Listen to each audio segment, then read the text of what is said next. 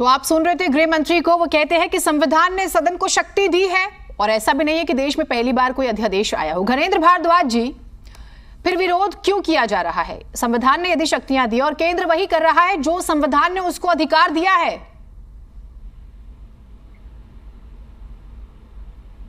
घनेंद्र जी, आप मेरी आवाज सुन पा रहे हैं? चलिए दोबारा से जुड़ने की कोशिश करेंगे, लेकिन आप स्क्रीन पर नंबर्स देख सकते हैं। लोकसभा में विपक्ष जो यानी टीम इंडिया उसके 142 सांसद हैं, राज्यसभा में कितने हैं वो भी आप देख लीजिएगा 101, और कुल दल जो है इनके साथ में वो 39 हो चुके हैं। ये टीम इंडिया का आंकड़ा आप देख रहे हैं, तो आप नंबर समझ लीजिए लोकसभा में किसके पास कितनी स्ट्रेंथ है। दूसरा जो एनडीए है वो भी आप देख सकते हैं 329 इनके पास लोकसभा में है, राज्यसभा में 101, कुल 39 दल। अब महत्वपूर्ण यह है कि नंबर्स को समझ लीजिए, कुल 26 दल अगर आप देखें तो ये टीम इंडिया के पास है और एनडीए के पास 39 दल हैं। घनेंद्र भारद्वाज जी, यदि आप मेरी आवाज सुन पा रहे हैं तो आपने गृह मंत्री को सुना होगा। जो मेरा प्रश्न था उन्हीं के बयान से जुड़ा हुआ, वो ये कहते हैं कि अगर संविधान ने शक्तियां दी है केंद्र को तो फिर आपको क्यों आपत्ति है? वो उन्हीं शक्तियों के आधार पर ये बिल लाए हैं। देखिए जीनत जी, मैंने आपको पहले भी कहा था कि ये केंद्र की मोदी सरकार की गुंडागर्दी है। इसे आप गुंडागर्दी कहेंगे, ये कोई संवैधानिक नियमों का और कायदे कानूनों का पालन नहीं हो रहा। लोकतंत्र के अंदर जनता सरकार चुनती है और लोकतंत्र के अंदर संविधान ने हर राज्य सरकार को शक्तियां दी हुई है। केंद्र सरकार की शक्तियों का बखान अलग है, राज्य सरकार की क्या शक्ति होंगी ये संविधान ने बाकायदा इसको डिफाइंड करा हुआ है कि जो फेडरल स्ट्रक्चर है उसमें केंद्र सरकार के पास क्या ताकत है, राज्य सरकारों के पास ताकत है। राज्य की सरकार लोग चुनते हैं, केंद्र की सरकार को भी लोग वोट देते हैं, सबके अपने अपने काम है, डिफाइंड किया हुआ है।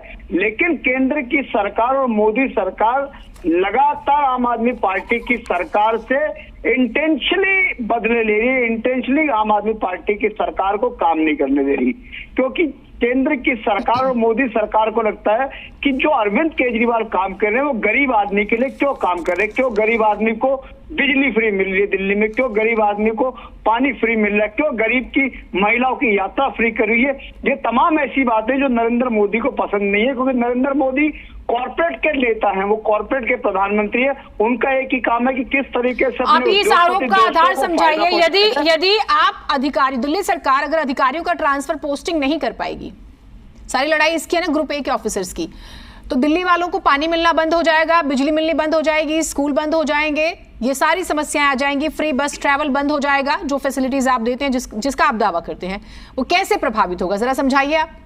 देखिए, इस बिल के पीछे लाने का पूरा मकसद ये है कि जो हम दिल्ली के लोगों के लिए काम कर रहे हैं, जो दिल्ली के लोगों के वेलफेयर के लिए हमने स्कीम चलाई है, वो सारी स्कीम बंद हो जाएगी, क्योंकि सारी की सारी शक्ति लेफ्टिनेंट गवर्नर को जा रही है, सारी की सारी पावर्स ब्यूरोक्रेसी के हाथ में जा रही है। कैबिनेट डिसीजन लेगी, उसके डिसीजन को वैलिडेट करेगा ब्यूरोक्रेट। एक आईएएस अफसर, कुछ पढ़े लिखे आईएएस अफसर के हाथ में दिल्ली की सरकार होगी, वो कहेंगे कि दिल्ली के लोगों को बिजली फ्री नहीं मिलनी चाहिए, एक कागज का टुकड़ा लाएंगे, जिसको साइन कर देंगे, दिल्ली के लोगों की बिजली बंद हो जाएगी।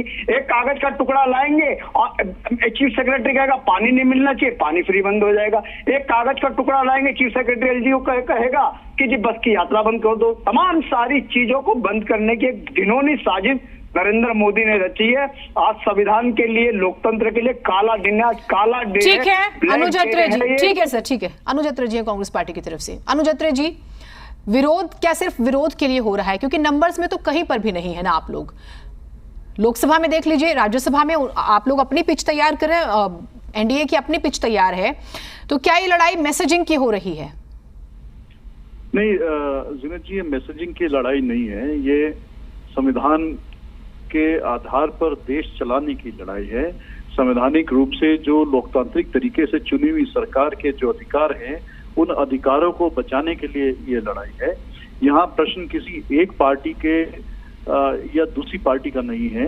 पार्टियां आती आती रहती है, लेकिन सरकारें बनी रहती है। आज ये प्रश्न नहीं है कि ये आम आदमी पार्टी या कांग्रेस या भारतीय जनता पार्टी का विषय है। ये विषय ये है कि जब दिल्ली की सरकार एक चुनी हुई सरकार है, लोकतांत्रिक तरीके से चुनी हुई सरकार है, तो जो संविधान के दायरे में एक चुनी हुई सरकार को जो अधिकार होने चाहिए, जिस चीज के लिए जो प्रदेश की सरकारें, राज्य की सरकारें का गठन किया जाता है, जो संविधान में एक व्यवस्था बनी हुई है, वो व्यवस्था बनी रहनी चाहिए। भारतीय जनता पार्टी की हमने देखा है 2014 से, जब से ये जो पार्टी का एक जो व्यक्ति, इसका जो चेंज हुआ है, चाल चरित्र और चेहरा चेंज हुआ है, जो इनके नेतृत्व चेंज हुए हैं, जो अटल जी और अडवाणी जी की जो बीजेपी से बदल करके जो इनकी मोदी जी और शाह जी का जो युग शुरू हुआ है, ये बिल्कुल बीजेपी बदल चुकी है। ये चुनाव अगर हारते हैं तो तमाम इनके अपने हथकंडे अपना करके देखा है 2014 के बाद से कि ये बर्दाश्त नहीं कर पाते हार। या तो राजभवन का प्रयोग करके चुनी हुई सरकारों को गिराने का हमने देखा, कांग्रेस की सरकारें गिनाई हैं, या जो अपनी रिवेंज टेकिंग एजेंसीज हैं, जो ईडी, सीबीआई और तमाम इनकम टैक्स डिपार्टमेंट्स हैं, उनके तहत दबाव डलवा करके कहीं ना कहीं विधायकों का या तो अपने धंधा प्रमुखों का प्रयोग करके विधायकों का इधर उधर से करके सरकारें गिरा करके और अनैतिक रूप से अपनी फिर सरकार बनाते हैं। वरना अब ये जो संविधान को तोड़ मड़ोड़ करके और संविधान को अपने अनुरूप चलाने के लिए कि किसी तरीके से जो है जहां पर विपक्ष की सरकारें चल रही हैं, बीजेपी की नई सरकार चल रही है, ठीक है, वहां पर किस तरह से अपने जो नुमाइंदे भेजे हुए हैं उनके तहत जो है चुनी हुई सरकार के अधिकारों को अपने अधीन ले, ये उसका बिल है। तो ये लड़ाई नैतिकता की लड़ाई है, लड़ाई संविधान को बचाने की लड़ाई है। हम किसी पार्टी के पक्ष में नहीं खड़े हैं, कोई पार्टी से भी हमारा किसी तरह का कोई वो नहीं है, लेकिन जहां संसद में लोकतंत्र को बचाने की बात आएगी, कांग्रेस पार्टी निश्चित तौर पे आगे बढ़ेगी और इसीलिए इस अध्यादेश का जो बिल लाया गया है उसका कांग्रेस पार्टी विरोध करेगी। ठीक है, आप रहिए हमारे साथ में। मोहनलाल घेहारा जी, आप आवाज सुन पा रहे हैं मेरी? जी बिल्कुल। मोहनलाल घेहारा जी, आपने सुना आम आदमी पार्टी के प्रवक्ता को भी, कांग्रेस पार्टी को भी आपने सुना, गृह मंत्री अमित शाह को भी आपने सुना होगा। जो मूल प्रश्न है वो ये है कि क्योंकि दिल्ली वाले वोट नहीं कर रहे हैं, दिल्ली की सत्ता नहीं मिल पा रही है, तो फिर अध्यादेश के जरिए इस तरह से आप सोच रहे हैं कि दिल्ली पर कब्जा करे। भारद्वाज जी तो यही कह रहे हैं।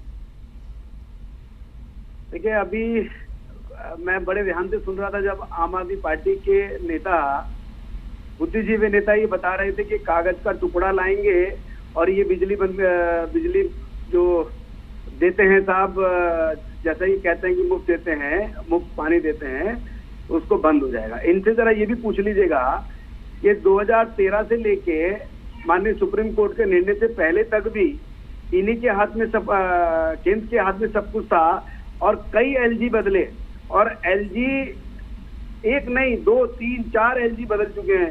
कौन से एलजी ने इनकी जो बिजली की स्कीम है, पानी की स्कीम को उसको बंद कर दिया? एक्चुअली ये लोग क्या करते हैं, जमीन पे तो है नहीं, ये हवा में सब लट चलाते हैं। इनको लगता है दिल्ली की जनता इनको सुनेगी और इनके साथ जिस तरह से लगातार इन्होंने बेवकूफ बनाने का काम किया, आगे बना लेंगे। बट भारद्वाज जी, अब वो समय चला गया। देखिए, इसमें एक्चुअली में क्या है, जो दिल्ली की जनता के लिए कानून में यदि संविधानिक तौर पे संविधान के को मानते हुए संविधान के हिसाब से अनुसार यदि कोई चेंज होता है तो दिल्ली वालों को सुरक्षित करने के लिए नहीं, मगर एक प्रश्न तो आपसे पूछा जाएगा ना, जब सुप्रीम कोर्ट ने 5 जजों के संवैधानिक बेंच ने दिल्ली सरकार के हक में फैसला सुनाया कि अधिकारियों की ट्रांसफर पोस्टिंग उसका अधिकार बनता है, तो आपको महज एक हफ्ते में अध्यादेश लाने की क्या जरूरत थी? आपको क्यों चाहिए अधिकारियों का कंट्रोल, क्यों चाहिए? देखिए, आप जानते हैं, आप ही बताइए ऐसी कौन सी, और ये मेंशन है आपात स्थिति, ये सभी जानते हैं कि केंद्र यानी कि एलजी, उसके अलावा दिल्ली सरकार और एमसीडी, दिल्ली में शक्तियों के 3 केंद्र हैं, तो ऐसी कौन सी आपात स्थिति दिल्ली में आ गई थी कि आपको अध्यादेश लाना पड़ा रात के समय में? क्यों लाना पड़ा, ये आपसे नहीं पूछा जाएगा? बिल्कुल पूछिए और हम इस बात का जवाब देंगे। आपने, मैंने, पूरी दिल्ली ने देखा है कि किस तरह से एक अधिकारी को, एक प्रमुख सचिव को इन्होंने किस तरह से अपने घर बुला के पीटा, इनके विधायकों ने उनके कपड़े फाड़े। देखा नहीं क्या चाहते हैं ये लोग? इसी तरह से गुंडागर्दी करेंगे और केंद्र सरकार इनको करने देगी? अरे, दिल्ली की जनता की भलाई के लिए, और हमारे जो अधिकारी जो दिन रात मेहनत करते हैं वो भी एक परिवार का सदस्य होते हैं, उनकी रक्षा करने के लिए यदि संविधान में ये नियम है कि कानून बदलना चाहिए तो उनके लिए करेगी केंद्र सरकार, क्यों नहीं करेगी? इनसे पूछिए जरा, कौन सा अधिकार पहले जब एलजी के पास होते हुए कौन से अधिकार का उपयोग करते हुए दिल्ली वालों की बिजली और पानी के लिए कभी किसी ने मना किया है? ठीक है, काम ये नहीं करेंगे। कहते हैं बिजली मुफ्त देते हैं, बिजली मुफ्त, जरा जाके देखिए झुग्गी झोपड़ी वालों से पूछ के देखिए, 50-50 हजार रुपए के बिल हैं, रोते हैं, बिलकते हैं कि कहां से देंगे। 400 रुपए की दिहाड़ी करते हैं, 25,000 अगर किसी का 50,000 का बिल आया है तो प्लीज गिहारा जी आप ट्वीट कीजिएगा, भारद्वाज जी को टैग कीजिएगा प्लीज। 100% करो आप प्लीज ये ट्वीट करके टैग कीजिए कि किसी झुग्गीवासी का 50,000 का बिल आया। मेरे पास समय इतना ही था, लेकिन अब तो चर्चा शुरू हुई है, 3 बजे तक के लिए सदन स्थगित हुआ था। हाँ जी, हाँ जल्दी से पूछ लीजिएगा कि जरा बताएं कि जब सब कुछ केंद्र सरकार के हाथ में पहले भी था तो कितने एलजीओ ने पर्चा देकर इनकी बिजली और पानी की जो स्कीम है उसको बंद किया है। ठीक है, ये ऐसे ही बैठ के आपके नेशनल चैनल पे बैठ के इसी तरह से गुमराह करने का काम करेंगे, बिना सोचे समझे बात करेंगे। भारद्वाज जी एक लाइन में जवाब दे दीजिए मुझे, क्योंकि ब्रेक लेना है, जल्दी से भारद्वाज जी। ये भारतीय जनता पार्टी के लोग ये डरपोक लोग हैं, कायल लोग हैं, अरविंद केजरीवाल से डरते हैं। अरविंद केजरीवाल फोबिया के चलते हुए इस तरीके की घिनौनी साजिश इन्होंने दिल्ली के लोगों के खिलाफ रची है। दिल्ली के 2 करोड़ लोगों के जनादेश का अपमान करने का महा भारतीय जनता पार्टी के लोग और नरेंद्र मोदी ने किया। दिल्ली के लोग कभी इनको माफ नहीं करेंगे जिस तरीके से ठीक है, दिल्ली के लोगों ठीक है, इस समय मेरे पास इतना ही था, लेकिन अब 3 बजे तक के लिए सदन स्थगित हुआ है और 2:50 हो चुके हैं। 10 मिनट बाद सदन वापस से लगेगा, तो देखते हैं क्या होता है। हर तस्वीर सबसे पहले हम दिखाएंगे। बहुत शुक्रिया आप सभी का।